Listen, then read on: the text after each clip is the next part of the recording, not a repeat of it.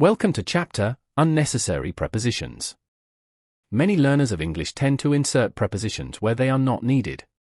This usually happens after certain verbs that directly take an object.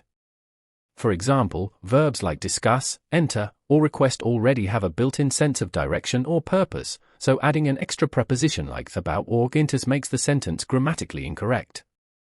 For instance, saying they discussed about the issue is incorrect. The correct version is simply they discussed the issue. Similarly, she entered into the room should be she entered the room.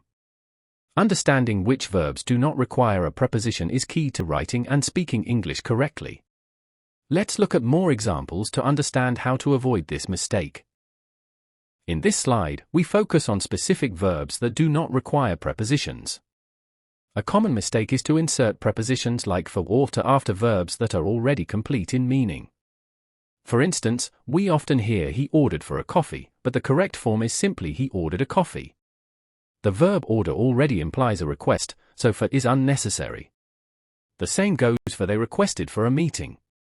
Since request is a transitive verb, it should be directly followed by the object, so the correct version is they requested a meeting. Another frequent error is saying she approached to the manager. Again, approach already includes the direction, so we say, she approached the manager. Always check whether the verb naturally connects to its object. If it does, skip the preposition. In formal or written English, another common mistake is placing unnecessary prepositions within sentence structures that involve indirect and direct objects. Let's take the example, he replied to me the letter.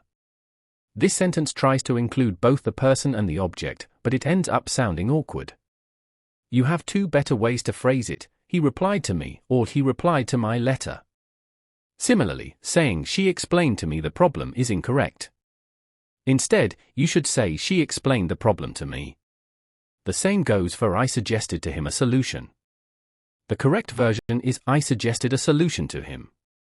Notice that in these cases, you can keep the preposition to, but only if it follows the object, not before it. The structure changes depending on whether you're emphasizing the action or the recipient. Always try to match the structure with the verb's typical usage. Let's take a look at some more common verbs that are often followed by unnecessary prepositions. For example, many people say he reached to the station, but that's incorrect. The correct form is he reached the station. The verb reach already expresses the action of arriving at a place, so the word to is redundant. Similarly, you might hear she ordered for lunch, which is incorrect. The verb order already includes the idea of requesting something, so the correct version is she ordered lunch. Lastly, some learners say they attacked on the enemy. However, attack is a transitive verb, it should be followed directly by the object, they attacked the enemy. These small changes might seem minor, but they make a big difference in sounding fluent and correct in English. Always remember, if the verb already points to an object, leave the preposition out. Let's wrap up chapter with a quick summary and some practice. The key takeaway from this chapter is that many common English verbs don't need prepositions before their objects. These include verbs like discuss, enter, request, reach, order, and attack. Adding prepositions like to, into, or about after these verbs is a mistake, even though it may feel natural to learners coming from different language backgrounds. Now, let's try a short quiz. First, she entered into the hall quietly. The correct version? She entered the hall quietly. Next, I suggested to him a plan. This should be, I suggested a plan to him. And finally, they discussed about the project. The correct form is, they discussed the project. Try practicing with your own examples to reinforce the rule.